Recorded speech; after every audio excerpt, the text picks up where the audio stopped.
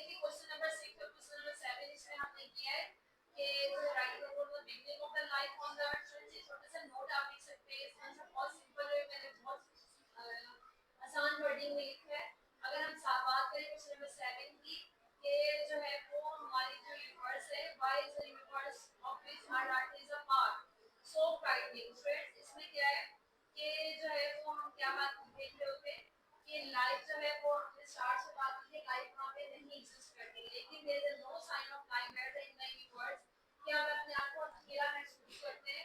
जो हमारी यूनिवर्स है जो है इसमें डिस्टेंस और डिस्टेंस पे बात की गई है, तो आपको थोड़ा सा और जो है वो बहुत सिंपल लैंग्वेज मैंने यूज की है क्वेश्चन नंबर 6 और क्वेश्चन नंबर 7 में। आप लोगों को बहुत जो है वो आसानी लगेगी। ठीक है, this for the day is we have is coming